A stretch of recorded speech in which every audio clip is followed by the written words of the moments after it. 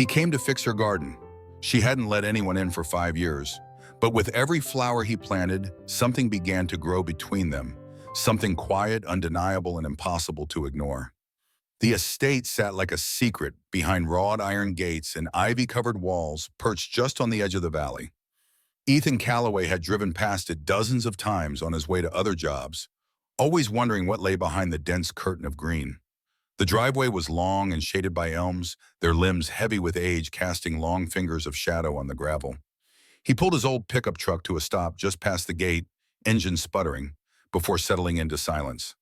The truck bed was filled with tools, spades, clippers, bags of soil, and flats of early bloomers. It was spring and the world was waking up. For Ethan, that meant work, and today's job was unlike any he'd taken before. The request had come through an email, brief, formal, and unsigned at the bottom, except for a name, Isabel Thorne. She had asked for a garden restoration emphasizing privacy and discretion. No photos, no phone calls, just a date and time. Ethan liked things simple, and despite the mystery, something about the tone of her message had drawn him in. He stepped out of the truck and looked up at the grand house. It was quiet, shrouded in soft morning mist, the kind of quiet that felt deliberate, as though someone had pressed pause on the world.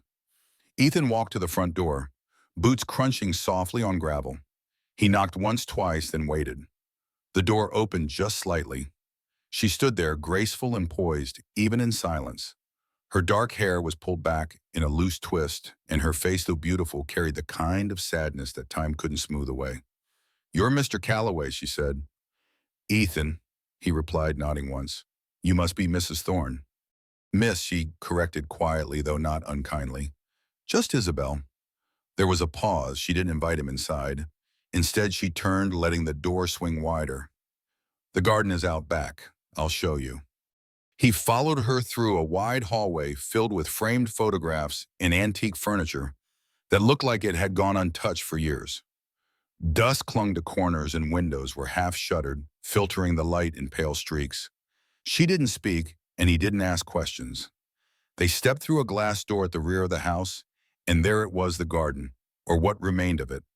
What must have once been a carefully tended sanctuary had fallen into wild disarray. Rose bushes choked with weeds, a stone path buried under leaves, the fountain in the center dry and cracked. And yet beneath the mess, Ethan could see the bones of something beautiful. "I used to keep it myself," Isabel said, her voice softer now, "but after a while I stopped." Ethan turned to look at her. She wasn't watching him. Her gaze was locked on the garden, but not truly seeing it. She was somewhere else. "Do you want it back the way it was?" he asked gently. She nodded, still not meeting his eyes. "I don't remember what it looked like, not fully, just that it was peaceful here once. I can work with that." For the first time, she glanced at him. Her eyes were green-gray, sharp yet weary. "I don't want anything modern, no redesigns, just restoration." "You got it," he said. She gave a short nod and turned back toward the house. "You can work whatever hours you like. I'll stay inside." Then she was gone, and Ethan was left alone with the garden. He worked for 3 hours straight before taking his first break. It was the kind of job he liked best, physical, honest, and quiet. No one breathing down his neck, no noise but bird song and the occasional creak of branches overhead. The soil was dry but rich beneath the weeds. He cleared a path through the undergrowth, uncovering bricks that had once formed a neat walkway.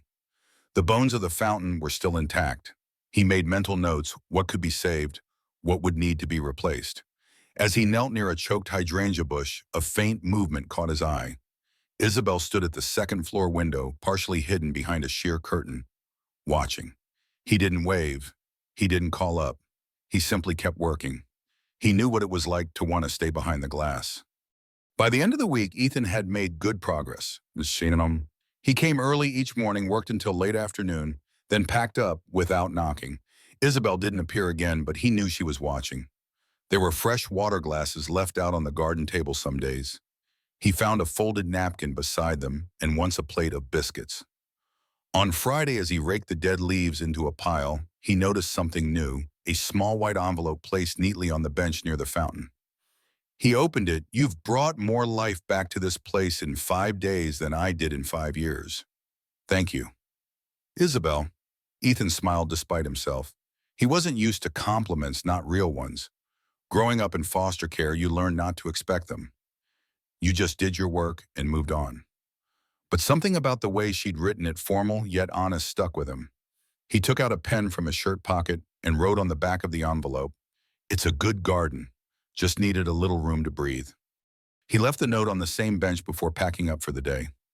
The next Monday, he arrived to find a small ceramic pot sitting at the garden gate. Inside was a young lavender plant, freshly potted, tied around the stem with a short ribbon with a tag. "Thought you might like this." He looked up toward the house. There she was again, second floor window watching. But this time when he caught her eyes, she didn't look away. On Wednesday, she surprised him. He was trimming the overgrown rose vines by the back trellis when he heard her voice behind him. "I never planted those roses," she said. He turned. She was barefoot, wearing a light cardigan over a dress that looked like it had been bought for summer days that never came. "They were my husband's idea," she continued. He thought roses made everything more romantic. Ethan straightened, brushing his hands on his jeans. "They do, in a way." She tilted her head. "Do you believe in romance, Mr. Calloway?" He blinked. "Ethan," he corrected gently. She nodded once. "Ethan." Then she looked at the roses again. "I used to hate them.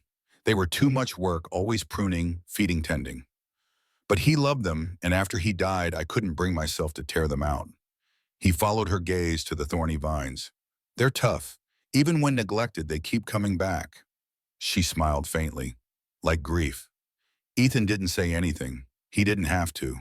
The silence between them wasn't uncomfortable. It was like the earth after rain's soft waiting. After a moment, she looked at him again. "Would you like some tea?" It was the first invitation. They sat on the back veranda, the scent of soil and jasmine drifting between them. She poured tea from a porcelain set that looked like it hadn't been touched in years. Her fingers were slender, graceful, but he noticed how she gripped the handle too tightly, as if it might slip away. "I was 24 when I married Henry," she said suddenly. "He was already 39. Everyone said it wouldn't last, that I was too young, or he was too set in his ways. And did it last?" She looked down into her cup. 17 years longer than most. Ethan sipped his tea. "What did he do?" "He was a composer, film scores mostly. You might have heard some." He hadn't, but he nodded anyway. "And you?" she asked. "You're young to be working alone." "I like being outside," he said simply. "Didn't have much growing up. Nature was the only thing that didn't ask too much from me." She studied him for a moment, something shifting in her eyes. "You don't talk much, do you?" He shrugged, a small smile playing on his lips. "I talk when it matters." She laughed softly, and it was like hearing wind chimes for the first time in years. The days passed differently after that.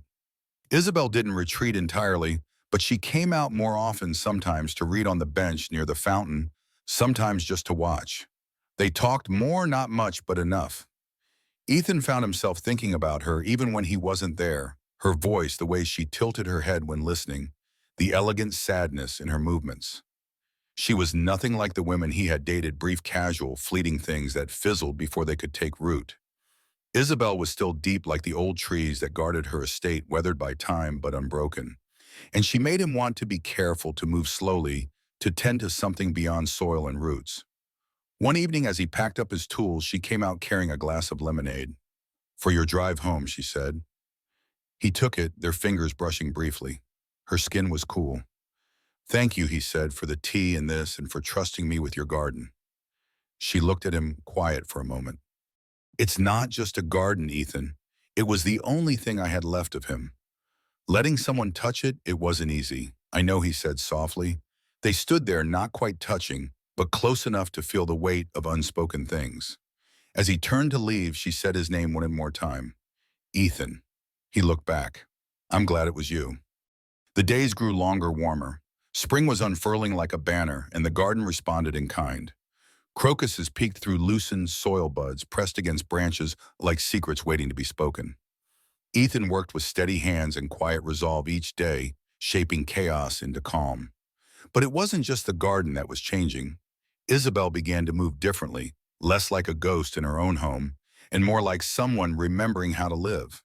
She still wore quiet colors, still kept her voice low, but there was a softness in her step now, a curiosity in her gaze. She no longer watched from behind curtains. She was there with him, more often than not helping exactly, but being present.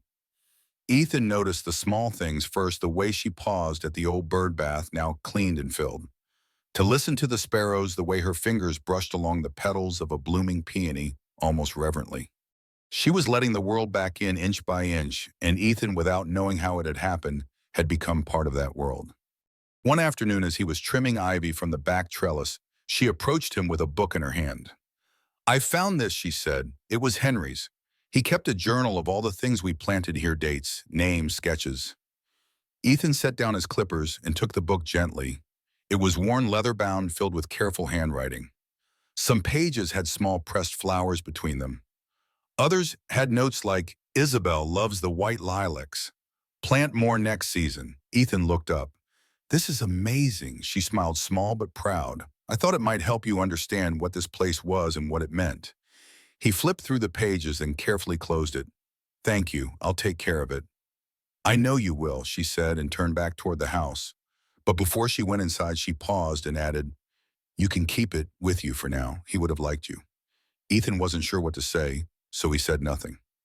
That evening, he sat in his truck long after the sun had set the journal on the seat beside him. He flipped to a page where Henry had written about planting daisies because Isabel liked their stubborn cheerfulness. "She pretends she doesn't care for them," the note read, "but I know better. She always smiles when they bloom." Ethan smiled too, tracing the lines of ink.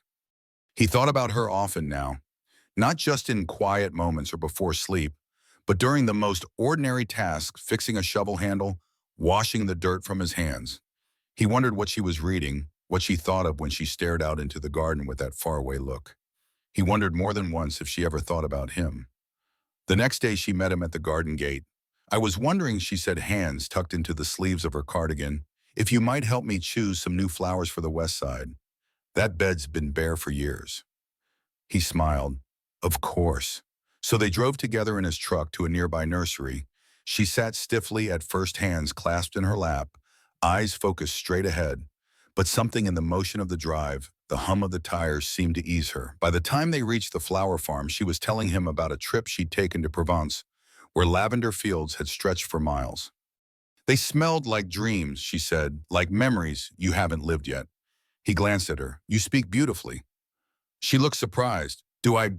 "Yes." She didn't answer right away, but he saw the faint color rise to her cheeks. They walked through the rows together. Bright tulips, shy violets, sprawling vines. She moved slowly but not aimlessly, pausing now and then to kneel and breathe in the scent of a bloom. Ethan watched her more than he watched the flowers. At one point she touched a pot of trailing jasmine and said almost to herself, "This reminds me of the night we moved in. I planted jasmine outside the bedroom window so the scent would come through on summer nights." He crouched beside her. "Do you want to replant it?" She looked at him, and her expression was unreadable. "Yes, I think I do." They left with the truck bed full lavender jasmine foxglove and several white daisies she pretended not to choose, but which he added anyway. She didn't object. Back at the estate, the rhythm between them shifted. She no longer drifted on the edges. She was beside him now, kneeling in the dirt, gloves on, sun hat tilted to shield her pale skin. She wasn't skilled, but she was attentive. She listened when he showed her how deep to dig, how to gently ease the roots, how to water without flooding. "I haven't done this in years," she confessed, one morning, brushing soil from her fingers. "You're doing just fine," he said. "You're a patient teacher." "I've had to be," he said, and then added, "Plants don't respond to yelling." She laughed. It was the third time he'd heard it, and already he was addicted to the sound. Late one afternoon, after a long day of planting, they sat on the bench near the fountain. The jasmine had just begun to bloom, and the scent drifted around them like a hush. She looked tired but content. "Can I ask you something?" she said suddenly. "Sure. Do you think people can really change?" she asked. "Or are we just pretending until the pretending becomes habit?"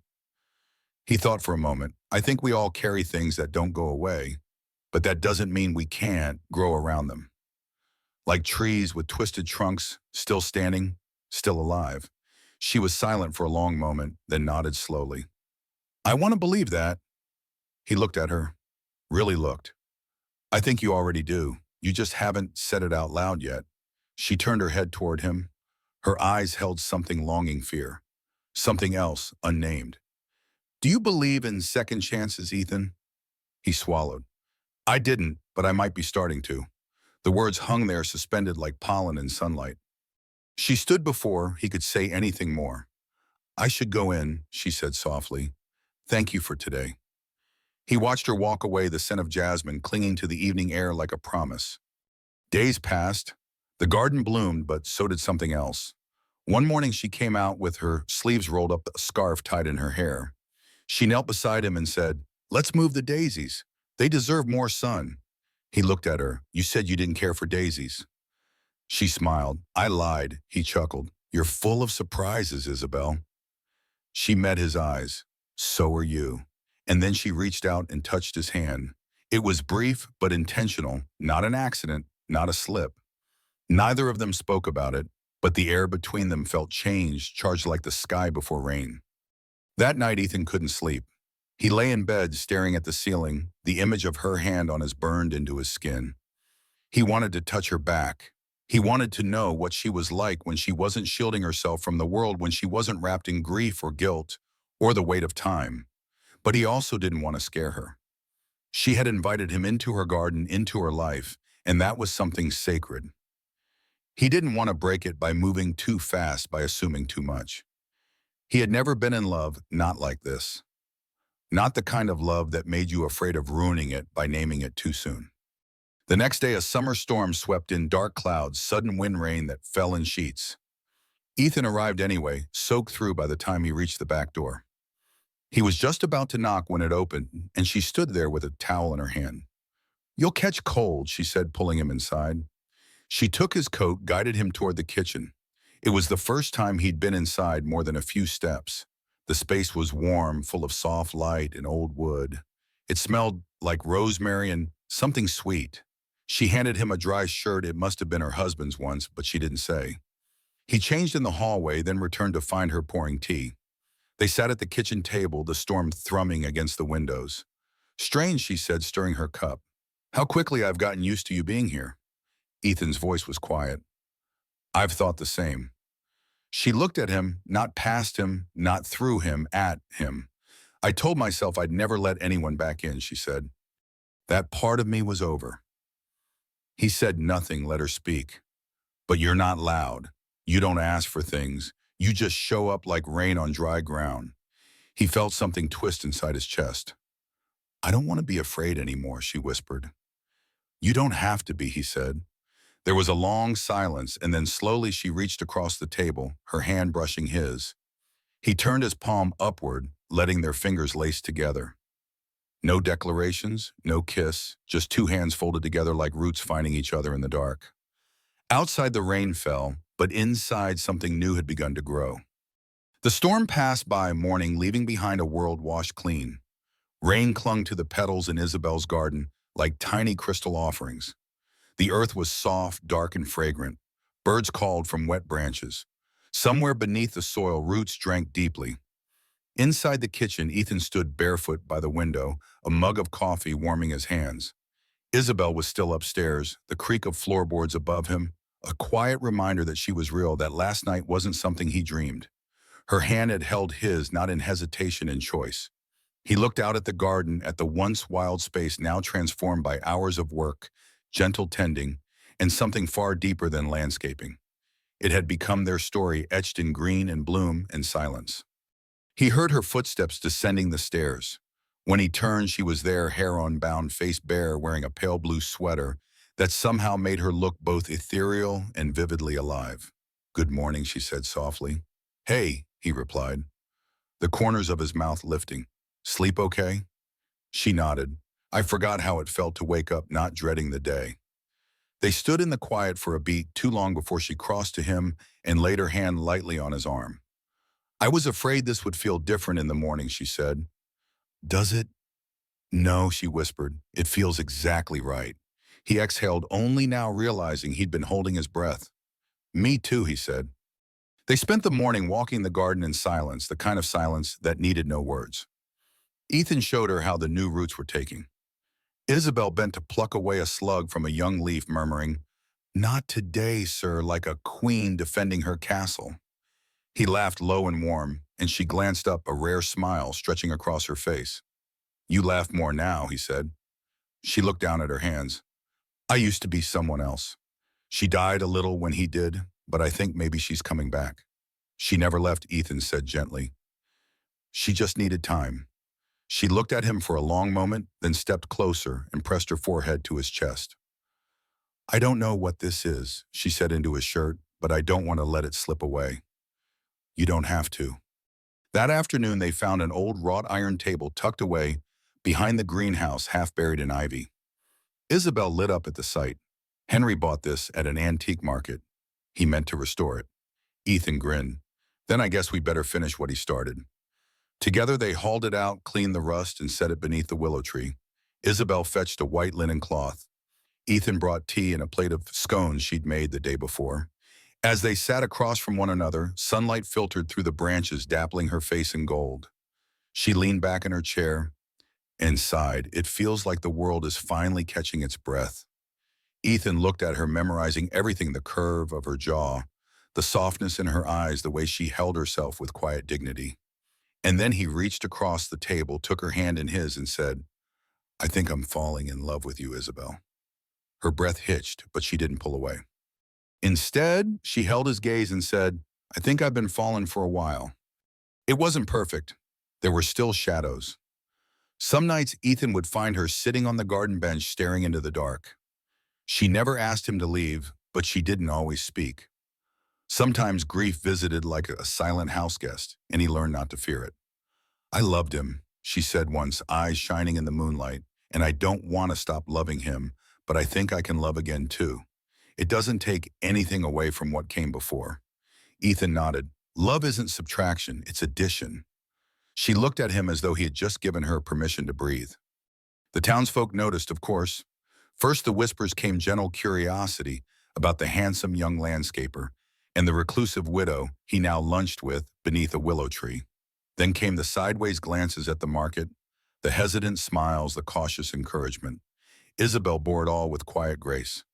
I let them wonder, she told Ethan. They've talked about me for years. Let them finally talk about something beautiful. One day in June, Ethan surprised her. He showed up early, asked her to come out with him. She protested, half laughing as he blindfolded her and led her through the garden. Ethan Calloway, if you lead me into a thorn bush, I swear. No thorns, he promised. Just trust me. When he finally untied the cloth, she gasped. He had cleared the old east corner of the garden, the place where brambles had once reigned.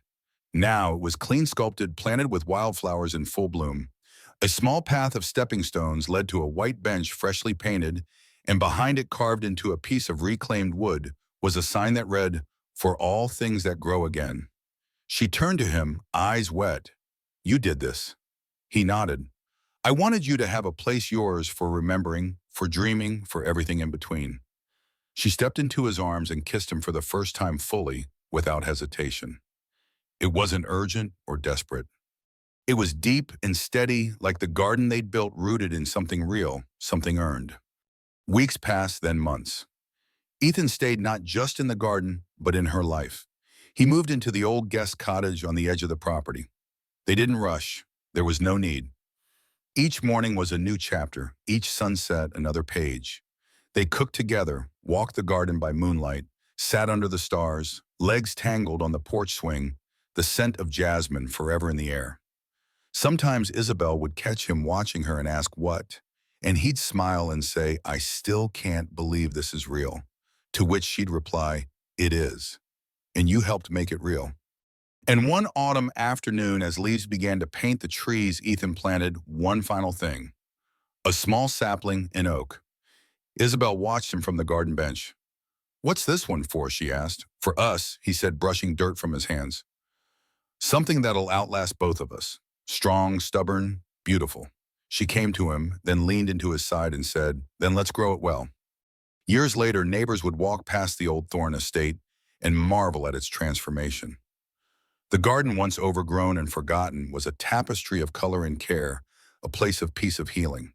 And on sunny days, you could still find them there, Ethan and Isabel hand in hand among the flowers, Their love quiet but unmistakable proof that some hearts bloom late, but bloom they do.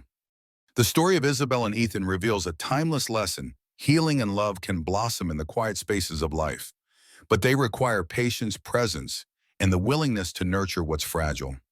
Isabel, cloaked in grief, had let her garden and her heart wither for 5 years. Yet Ethan's gentle persistence, his respect for her past, and his steady care transformed both the earth and her soul. Their journey teaches us that second chances don't erase old wounds, but invite us to grow around them like trees with twisted trunks still standing tall.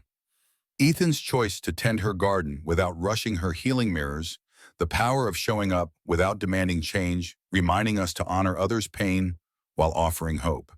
Isabel's courage to let love in again, despite the weight of loss, shows that love isn't finite. It expands, adding new chapters without subtracting the past. This story is a heartfelt call to embrace vulnerability, to plant seeds of connection, and to trust that even the most overgrown hearts can bloom when tended with care. What did Isabel and Ethan's tale teach you about love, grief, or renewal? Have you ever found growth in unexpected moments? Share your reflections in the comments. We're eager to hear your voice. If this story warmed your heart, please like, subscribe, and tap the notification bell to join our storytelling community. Your support keeps these emotional journeys alive, so don't wait, subscribe now, and let's continue exploring the beauty of human resilience together.